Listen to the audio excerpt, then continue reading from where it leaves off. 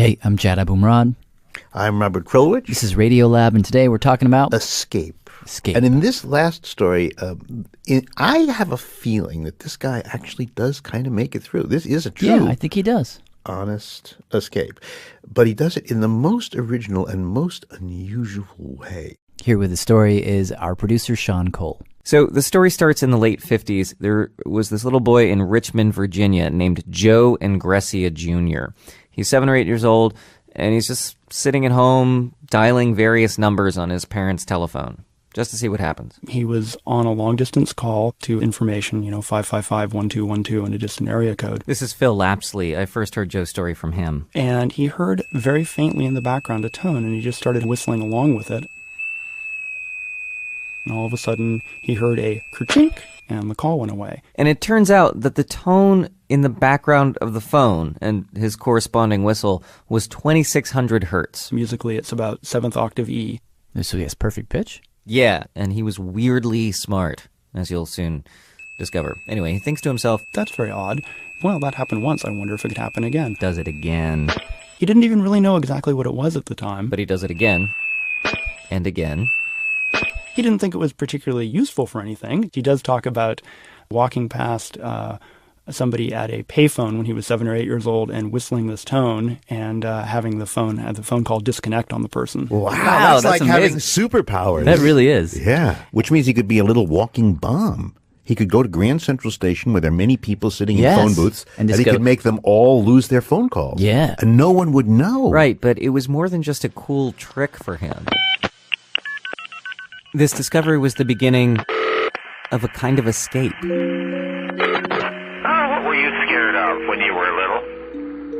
I bet something scared you because there was things that sure scared me.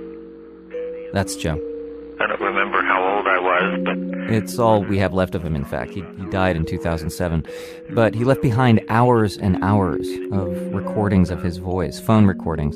And as you listen to them, I was afraid, something might happen. I crawled out of the bed and went and found the book on the floor and kissed it. you pretty quickly realize that the little boy in that room who was playing with the phone, he was kind of desperate. Really? He went to this Catholic school for the blind. Was Is he he blind? He was born blind. Wow. And when he was there, Back in the fall of 1955, things got pretty bad. a lot of the nuns whipped me and my sister really hard, and shook us. Only one did the sexual abuse. She used to have me get on the table, and then she would get up on the table and lie down, and she did the bad touching. Things were pretty bad at home, too. Daddy would slam Mother and hurt her and break things, and there'd be lots of scary sounds and stuff at night. And sometimes I'd hug my phone up close and listen to the dial tone.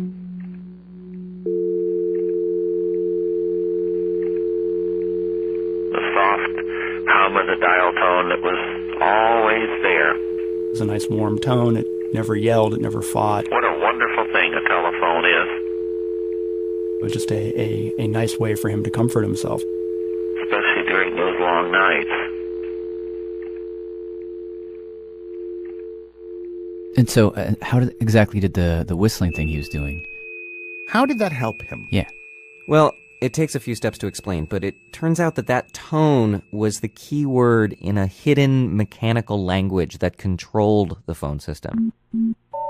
He wasn't supposed to be able to hear it at all, in fact. It was an internal signal, probably bleeding over from another line. And when a long-distance line was idle, when there was no call on it, this tone would be being played continuously. Basically, the tone means that the line is free, and silence on the line means there's someone trying to make a call. So say you're in New York and you want to call LA. You pick up your phone, The circuit's got this tone on it, marking the circuit as idle. dial the LA number, and at that point, your line, Takes away the tone for just a moment. it goes silent. And LA goes, ah! New York wants to make a phone call. And then LA drops its tone, and the New York and LA machines talk to each other.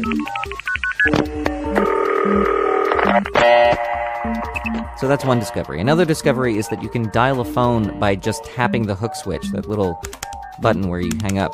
Tap that 3 times, dial the number 3, 7 times, Dial the number 7. And so then Joe thought, wait, pulses, tones. Maybe if you were to make little bursts of tone, so something like, For 6, for 2, As Joe demonstrated on a web show called Haxor Radio. for 9. if you were to do something like that, maybe you could actually dial a call. Are you whistling that? Yeah. And you could. I'm impressed. That's how you actually make a call. That's exactly how the phone system used to send calls back and forth. That was its language, That's right. Joe learned how to speak telephone. which was amazing. I mean, I think that's amazing. But isn't he just dialing the phone with his lips as opposed to using his fingers? Yes, true. But Joe made one more little discovery that would change his life forever. See, If you first dialed a number like long-distance information, 555-1212, the telephone company doesn't charge for calls for information. so what he figured out was that once you get the operator on the line, if you then whistled to disconnect, But only for a little bit, only for a second or two. the line nearly disconnects, but it doesn't all the way. It just sits in this kind of limbo, waiting for instructions, waiting to be used. Huh. And you can Reroute your call by whistling the digits you wanted to dial, and make a free call. because the phone company, again, thinks that you're still connected to information and it's not charging you for that. It was like having an unlimited plane ticket to anywhere. Joe could call anywhere he wanted for free This is a telecom announcement. and explore and The number you have called is not connected. listen. And so he started calling all over the world, even broken numbers, just to hear the different voices. Please check the number before calling again. I used to do this, by the way. Did you really?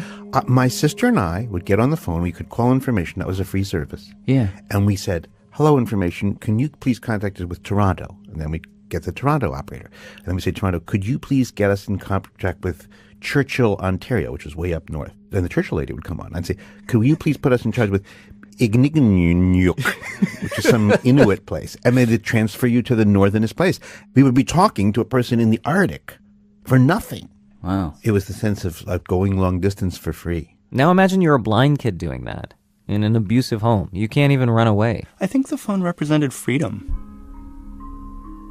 It represented a place that was under his control. He could be an expert in it. You know, it was a place that he could do all sorts of things that maybe he wasn't so easily able to do in real life. So what happens next? So things get a little bit better for Joe as he gets older. His mom takes him out of the Catholic school once she finds out that the nuns are beating him.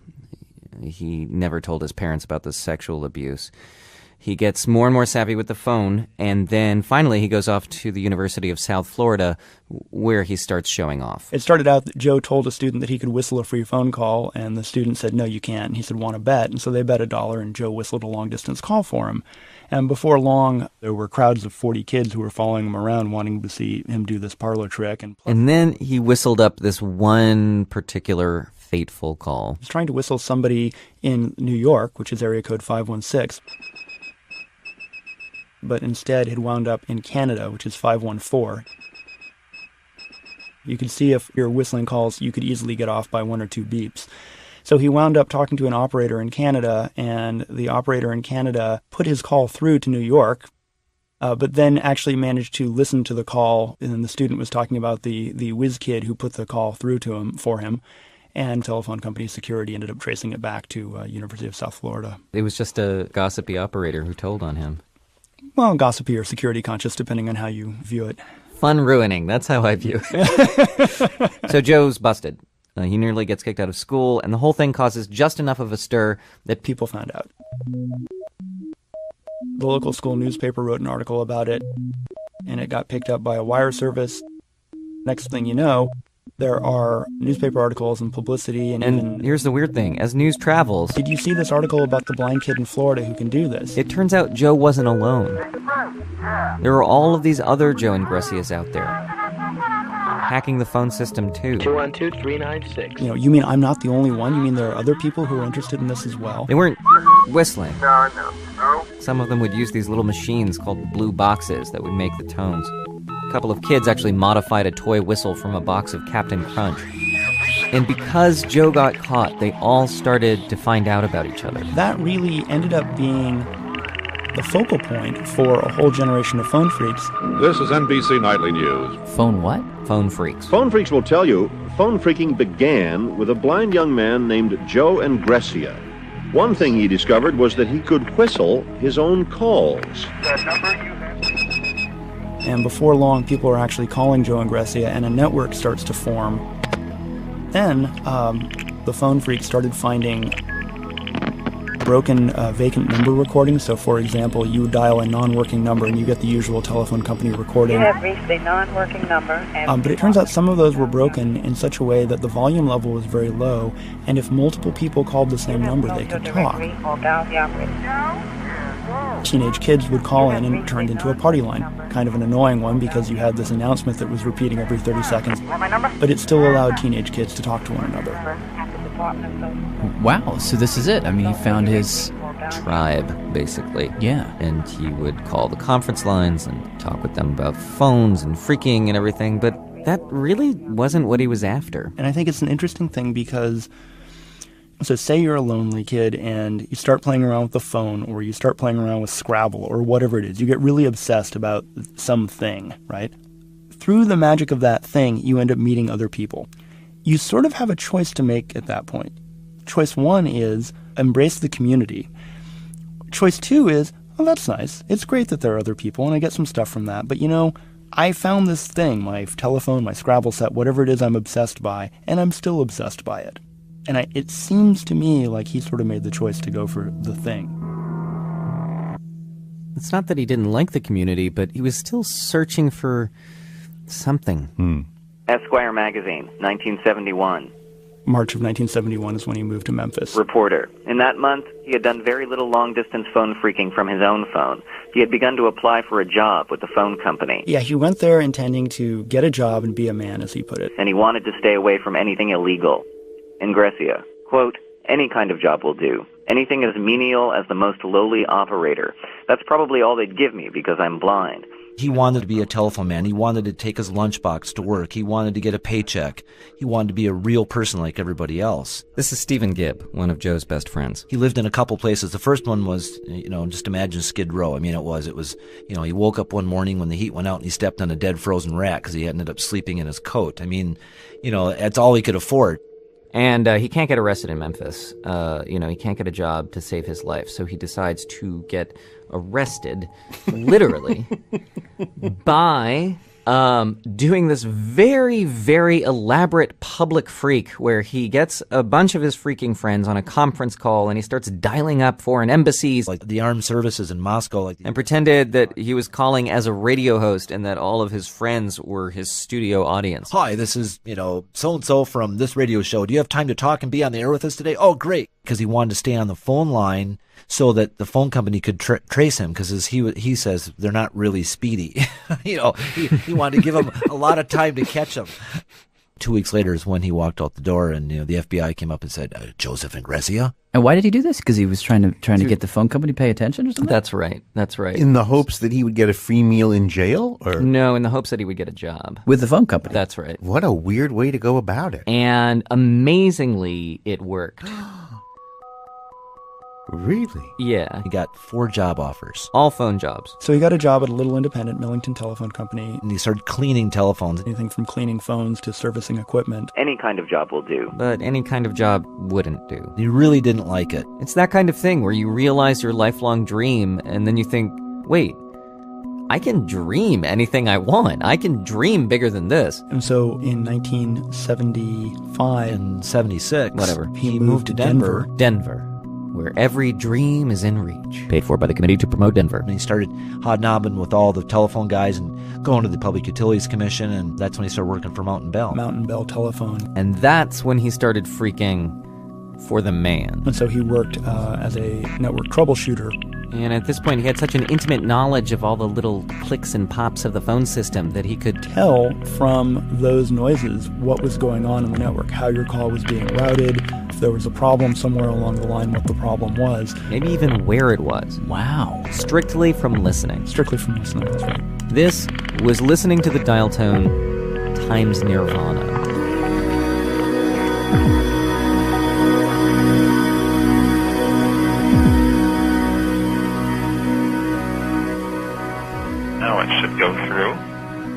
And he demonstrated his powers on the New York radio station WBAI. There was a show called Off the Hook. They're good old ring.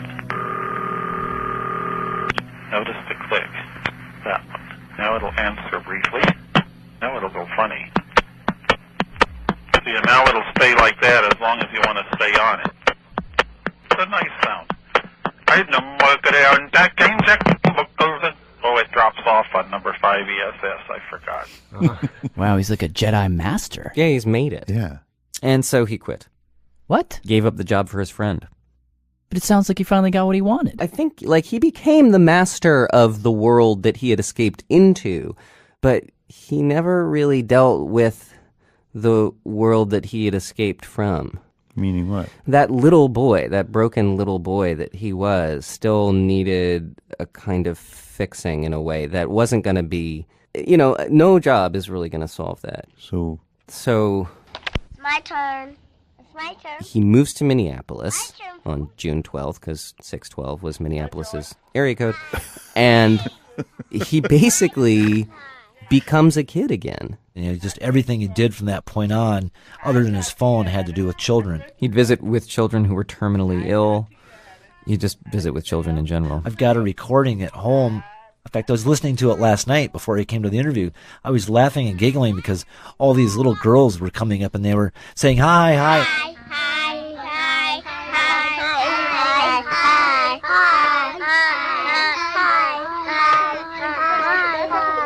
And I could hear the parents in the back saying, don't sit on his toys.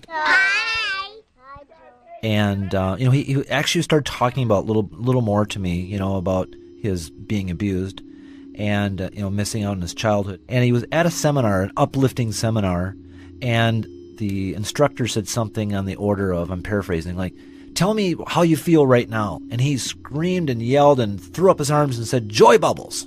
And in that moment, he decided that he would actually go by that name, Joy Bubbles. You mean he changed his name? He legally changed his name to Joy Bubbles. All one word. And it was around this time that he decided and announced that he wasn't going to be an adult anymore. His old name in his past was gone, and he wanted to be 5 years old. 5 years old, forever. And then he started doing this. Gosh, it's May already. Well, I'm glad you called Stories and Stuff. This is your storyteller, Joy Bubbles, here in Minneapolis, Minnesota. Those recordings I mentioned at the beginning, they're all from this show that Joe recorded every week. He called it Stories and Stuff. And instead of broadcasting it, he'd record the episodes to an answering service, and then you'd call a number and listen to it on the phone. Hello, kids and childolts. I think a childult is part child and part adult. Well, hello, hi, and hello. This is Stories and Stuff. You've reached Stories and Stuff. This is Joy Bubbles here in Minneapolis. That's all one word. Don't you dare split it. Joy Bubbles. And this may be too armchair psychoanalytical, but it really feels as though it's the kind of show that he needed to hear when he was a kid. Like, the new 5-year-old was trying to go back and say something to the 5-year-old from the early 50s. Something akin to, it's okay. In the end, it's going to be okay. Yeah, there is help. If you'd like an imaginary friend, a bunch of them come that are just looking for somebody to love and play with and talk to. And so all you have to do is any quiet day, just get quiet and ask for one. Know that the kind you like will come, and they'll be with you for as long as you want them, as long as you need them, for a lifetime and beyond.